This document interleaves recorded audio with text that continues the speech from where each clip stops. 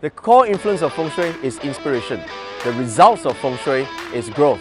And the outcome of Feng Shui is prosperity and harmony. And by that we mean happiness in all aspects of our lives.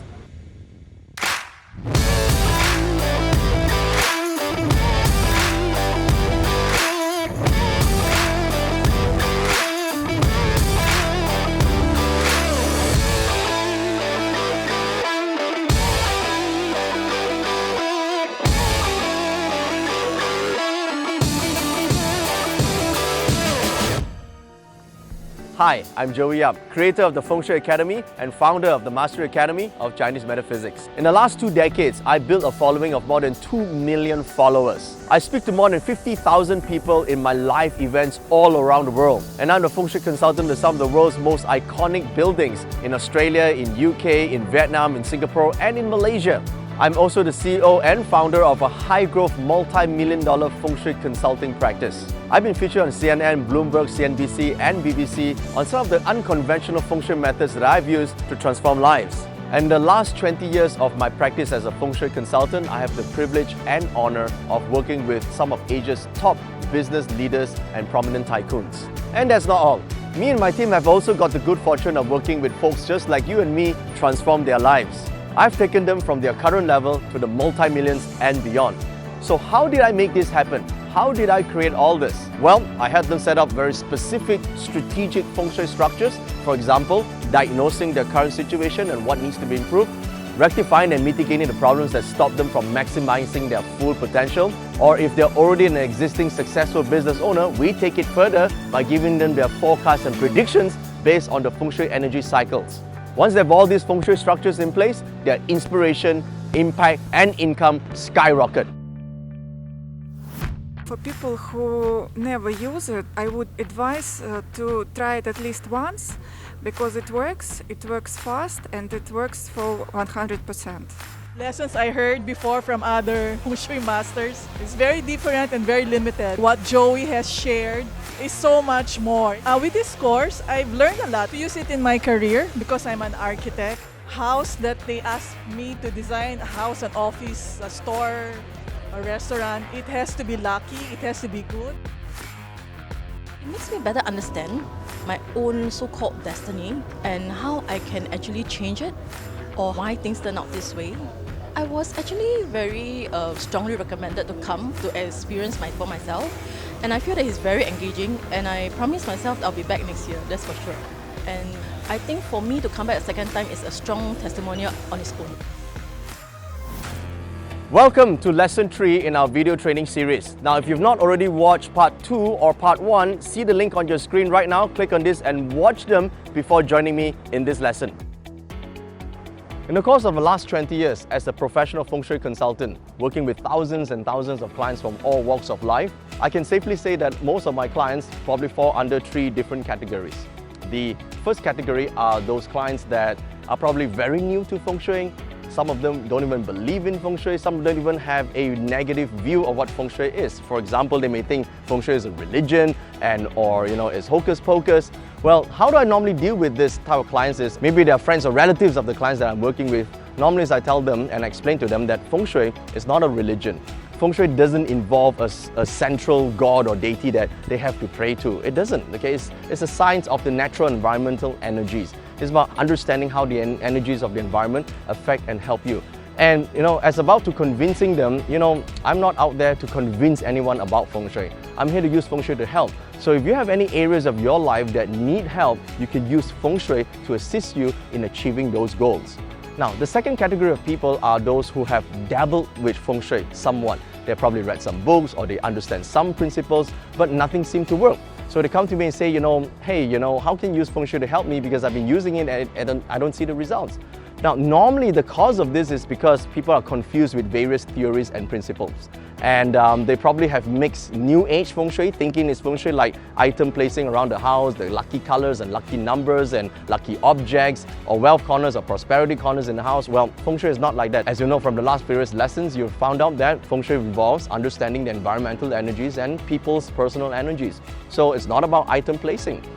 or most of the time they have misinformation. They probably mixed up certain theories or tactics about Feng Shui, and they don't understand how to weave the various formulas together. And for this group of people, it's about understanding what works and how it can align this sort of theories into achieving the results that they want. And of course, there's the other group of people, the final group of people are those that already are achieving certain success with Feng Shui, but probably they have reached to a certain level of a plateau.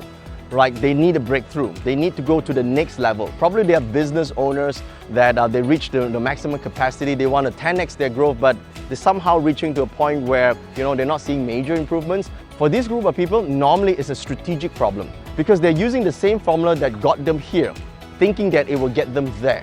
Now that doesn't work because the same strategy only works if and when you have the same problems. Because as you grow as a business owner, you will have different sets of problems and challenges as you go along. Okay, you'll probably meet new people, new opportunities, and new problems. So you need to change that Feng Shui strategy of yours. Okay, so there are different formulas in Feng Shui, different techniques. That's why it helps to know the different schools and methodologies and tactics of Feng Shui, right? From different disciplines such as San He system, San Yuan system, Xuan Gong Dagua system. All these are just tactics. But how do you mold this together as a form of strategy to improve and bring you to the next level? That requires a lot of thinking. So you're in the right place right now because we're not just going to talk about a tactic. We're going to talk about using several tactics together as a strategy to bring you to the next level.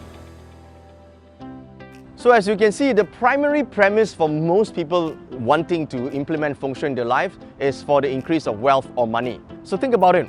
Money is called a currency because it is a form of energy. And if you really want to attract more of this energy into your home, so you must learn to see wealth beyond this concept of just money being a form of paper. Only you and you alone, a living person, possesses real value because nothing exists or is ever manifested into reality without your energy. Think about it. Your work, your skills, your ideas, your contribution, your aspirations, your emotions, everything, your creation is a form of your energy. And this is what you exert and give out to the world in order to exchange for money. So the core influence of Feng Shui is inspiration.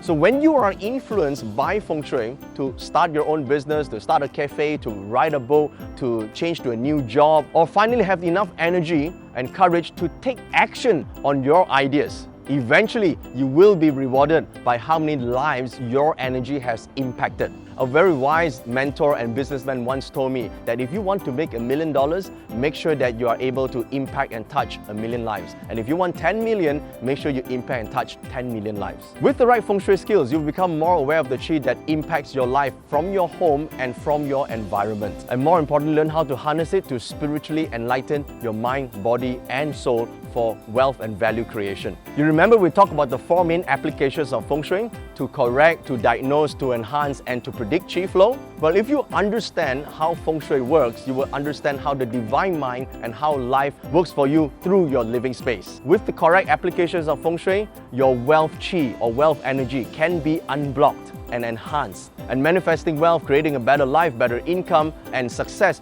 becomes possible for you. And of course, with consistent daily practice and real-life consistent action, all your goals in life becomes a reality. Clearly, knowing how to use Feng Shui in a strategic way allows you to enhance your internal qi and energy and manifesting it into reality in the form of wealth energy. And this is how you turn your energy into true spiritual wealth. I was able to strategically position my staff according to their strengths. So it made them work more efficient with the job and made it feel so natural for them. And the Feng Shui, I was able to use it for the business, and it actually manifested some good wealth in the family and also in the business. The way he communicates, I mean, he's a great communicator. The way he touches the people is very straight and very fun. He has a lot of knowledge, and he doesn't keep anything. He shares it all. He doesn't keep all the secrets of the Feng Shui. And that's something that we value a lot as students. And he tells you in an easy language that for you to understand all the things that you can do with Feng Shui. It's getting better. Yeah, wealth, health, everything. He talks like a friend. He wants to give, and that's so good. He gives everything that he knows. Other teachers don't give everything secret, so that's the difference. Now let's talk about applying Feng Shui. Remember, there are 4 important components to classical Feng Shui: the environment, the building, the people, and time. Now we're going to talk about the components of the building and how the time, space, energy field is applied throughout the entire building. So we're going to talk about plotting the building's chart. Now to do this, you need to go onto this link that you see right now on your screen or above and below the comment section. Click on this and key into the specific software the direction of your property. Follow the instructions that you see on that page and plot your house Feng Shui chart. Okay, now the house Feng Shui chart is equivalent to your energy map of the house. This is so important because it tells us exactly in the 8 areas of your house what energy occupies those areas. Now these energies are reflected in this thing called the Xuan Kong Chi map or the Xuan Kong flying star chart. Now this is a simplified energy map that tells us what energy resides in which areas. So for simplicity's sake, I'm just going to use the numbers that you see right now on your screen, okay? Now of course the chart that you see on the software has a lot of information, but I'm going to use this segment by segment here. The numbers that you see on the top right, those numbers on every sector here are called the facing stars. The facing star governs financial activities or yang activities and or your capacity to go out and create and make a difference. The numbers that you see on the top left corner of every box here, this here governs the people matters. The people matters can govern relationship, it governs health, it governs your feelings, it governs your connection with one another, it governs the personal energy of the people in that specific area. So we're really going to focus only on these 2 numbers, the one on the right and the one on the left on each of these boxes. This here governs the energy field that affects each of these 8 areas in a particular house. And this chart here is called your house energy map. Now remember, we talk about superimposing the people, your personal chart as well as your house chart over one another. Well, this is what we're going to do. So what happens here is there's 8 areas in the house and each is occupied by a set of numbers. And each area here represents a specific aspect of your life. So you could see now that these numbers are nothing more than just numbers 1 to 9. So we have 1 to 9 on the right side and 1 to 9 on the left side. So of course, each number here is a set of attributes and energy that's affecting that particular area of that house. And there's a specific way to read it. I'm going to show you exactly how. So pay attention now as I go through the attributes of the 9 stars. Let's start with star 8. Now star 8, wherever it resides, whether it's the left side or the right side, star 8 governs wealth or income earning capacity. This particular star is traditionally known as the wealth star. So if we are looking for wealth capacity or income earning capacity or ability to generate value, well, this star is a star of value. Wherever this star resides, it enhances that particular area's income earning capacity. So star 8 talks about value and wealth creation. Now, star 9. Star 9 is the star of inspiration or creativity or innovation and good relationships. So wherever this star resides, it enhances your ability to generate new ideas. In fact, if you don't have ideas or you lack inspiration or drive, star 9 location is where you need to find, and that's where you need to locate yourself. Because star 9 talks about getting ideas, getting inspired, or ability to influence other people. That's star 9. So a lot of entrepreneurs or business owners who needs to strategically innovate, to market, to reach out to the masses, that's the power of star 9. And you want to be able to tap to star 9. Talk about application shortly. I first have to introduce to you the 9 stars. Now, star number 1. Star number 1 is called the star of nobility. Now, star of nobility talks about knowing the right people, learning from the right people, being helped and supported by the right people. Now, it's not just about having more friends. If you have a bunch of friends that are all energy vampires, you get drained. You don't get any further in life. When we look at star 1, we are looking about connecting with the right type of people, the people who have the right knowledge or experience or know-how and who are willing to share their knowledge with you. And also, while using star 1, your own intelligence and your own mindset also changes because it's influenced by positive people, and you become someone who's generous, someone who's magnanimous, someone who wants to help other people as well. So star 1 is all about nobility, intelligence, and it's about integrity. So it's one of those stars that you want to use if you want to get connected with higher intelligence or divine intelligence. Star 2 is traditionally known as the illness star, okay? Now, it has 2 sides to star 2. It depends on whether the star is activated or not activated. We'll talk about activation shortly. On a positive side, this star talks about properties, assets, ownership, or land, or equity in a company. On a negative scale, if this star is activated by negative features in the environment, both externally and internally, then it actually causes illness. It causes setbacks in terms of your well-being. Star tree is about personal drive. It's about aggression. It's about temper. Now, in a positive Feng Shui environment, star tree talks about one's perseverance, about being able to not quit. It's about courage. It's about being able to stand up after every defeat. It's about being able to go on. It's about ability to fight. Therefore, star tree is great for sportsmen or people who need to excel based on physical activities. But star tree, on the other hand, because of its aggressiveness, sometimes it may bring about certain arguments or disputes or maybe a hard-headed character. Star 4 is known as the star of intelligence or wisdom or knowledge. So wherever this star resides, it enhances your learning ability, your adaptability, your wisdom in interpreting knowledge. This star is known as an intelligence star for good reason. It's able to turn data into intelligence. So for kids who are using this particular area in the house, well, they probably get good grades. For learning adults who want to excel in life, we want to find out where this star resides, because anything that we want in life is probably just a knowledge away, a step away, right? So if you know how to get it, if you know how to invest, you know how to become happier, you know how to manage your emotions, you know how to improve your relationships, it's all just know-how. It's all about having that specific knowledge. So this is one of my favorite sectors to use whenever I want to rectify or correct a problem in someone's life. Okay, so take note of where star 4 resides in your house chart.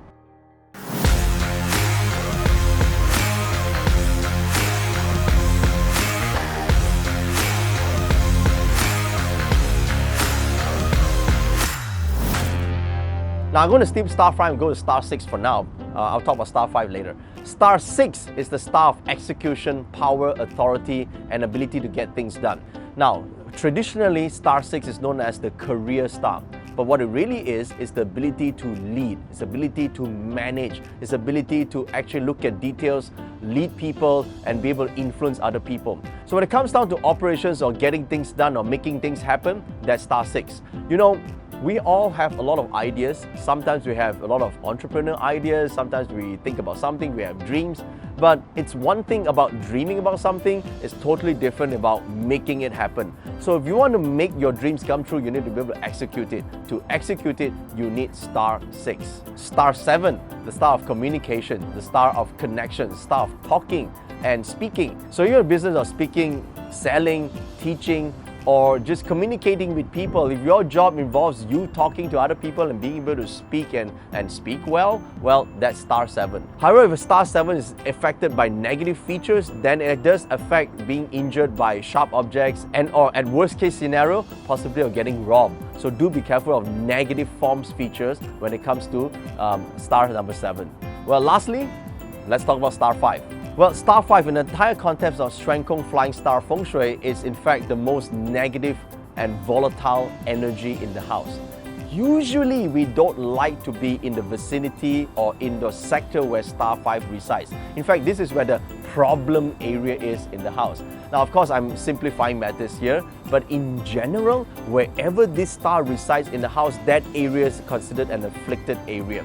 So if it resides in that area and it is accompanied by negative features internally and or especially with external negative features, then this star 5 is regarded as being activated aggressively.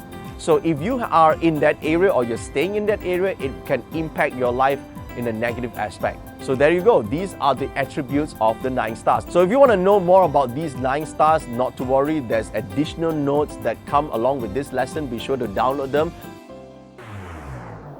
He makes very complex subjects very easily understandable and, more importantly, easily applicable. Fast, right, to the point, concise, and a great speaker and great teacher. I wanted to improve my business, I wanted to improve my income. From little things, when I start to use it, I got a result. I think Feng Shui is useful for many of purpose, like life successful, for relationship, for everything, for health matter. I really enjoyed his straightforwardness and his ability to apply it into the modern world. Sometimes Chinese metaphysics can get really, really deep and really confusing for me and for a lot of people. So he makes it very simple and applicable, so you're able to apply it to everyday life. And that's really important because you want to be able to use the knowledge that you gain from him and make it useful in your life. So that's one of the things that I love about Joey. And he's really funny, and he's very easy to understand. Now that you know the attributes of the 9th star, let's start to apply them. How do you read them in a chart? If you look at your Feng Shui chart, there's a set of numbers on your right and a set of numbers on your left. The set of numbers on your right are called the facing stars, or the yang stars of each of the sectors in that particular home. And these yang stars, or the facing stars, which is a technical term, what they govern is your activities, your actions, the to-dos, the execution, or in layman's term, they govern wealth-related or career-related activities. Now, if the particular sector is governed by one of the favorable numbers, such as 8, 9, 1, 6, and 4, generally we regard that sector as favorable for career and or wealth-related activities, because 8, 9, 1, 6, and 4 are generally favorable in terms of their attributes. Now, when we look at the left side number, these numbers govern people matters. Now, what are people matters? One's emotions, one's behavior, health aspects, and or relationships. Anything that is on the internal, the people side of things. This side governs one's temperaments, for example. So, of course, in general, if you look at one of the more preferred numbers like 8, 9, 1, 6, and 4, that means this particular zone in that house generally favors good temperaments, good personality, character, and or relationships. So it's quite easy to see.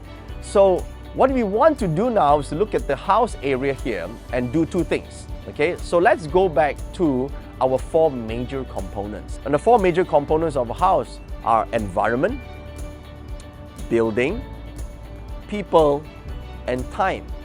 So there are 4 areas here. So we talk about the chart of the building, which is the orientation. The software itself plots the building's chart, and we talk about your chart. Now it's time to marry the two. We're going to put these 2 pieces of information together to see which areas of your home governs what aspects of your life. So this component here, it's very important. So if I look at your personal chart right now and I want to talk about, let's say, social connection, or your ability to relate to other people, your relationship sectors, your networking sector. Now, you do remember how to see that, remember? That was your yen sector or your military arts sector. So let's say now, for you, your personal chart, that is the northwest sector. So we look at the northwest sector, and now we look at the buildings chart, and the buildings chart here has stars 4 and 1.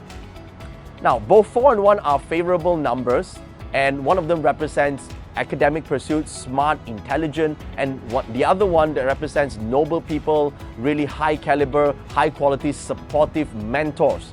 And both these numbers now reside in your social connection sector. What does this mean? We now have combined 2 pieces of information together. We now know that you living in this house, you have great social connection ability, especially with high caliber people, high status people, people who are willing to help you, and or your connection ability is really good because you have an academic or smart and wise star there that allows you to connect well with people. You see what we just done? We connected the star chart of the house with your personal chart. This is what we mean by house and people connect. Let's do another one more. Let's say, for example, your wealth sector is the east sector. Now, you know your wealth sector is your Feng Shui sector, so you know it's supposed to govern your wealth and earning capacity. Okay, but that's the same for everyone born with the east as their wealth earning capacity, right? We have to look at the house chart now. So let's say now for your house, based on its star chart, it has stars 6 and 8 in the east sector. Wow, what does this mean? Let's combine the reading together, shall we? Star 6 is the power and ability to lead and manage people, to influence large groups of people, to get things done. Star 8 is a wealth star, ability to generate value and create businesses. Put these 2 together in your wealth earning capacity palace. Guess what? that means you have a great affinity living in this house, staying in this house. You will be inspired to start your own business or maybe own many businesses and probably may even become a business tycoon. You see what I mean? So this is what we mean by combining the person and the house together. Okay? So let's do one more example. Let's look at your own personal Feng Shui destiny palace. Okay, this is your life palace, and your life palace represents your learning ability, your characteristics, your discipline, your adaptability, your positivity, okay, your attitude in general in your house. So let's say now your personal sector is the southeast, and the southeast represents you. Now let's check out your Feng Shui of the house. So in your Feng Shui of the house, you have stars 4 and 9. Wow! 4 and 9 in your own personal Feng Shui destiny palace. What does that mean? Star 4 is wise, it's intelligent, it likes to learn things, it has high analytical skills, very wise and intelligent. Combining it with Star 9, inspiration, creativity, ability to express, living a passionate and inspired life. So you have the Star of Wisdom and the Star of Inspiration in your own Feng Shui life palace. So what does that mean? It means you're living a passionate and inspired life, living in this house.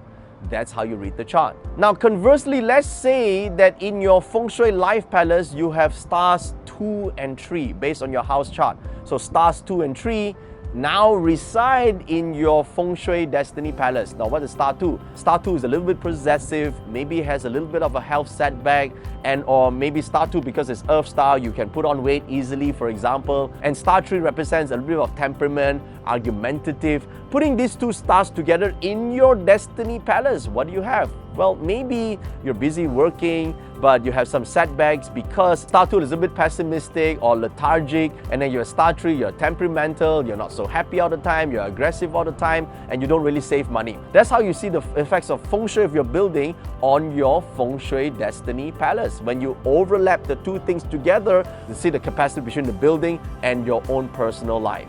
Okay? Now we've only talked about two components.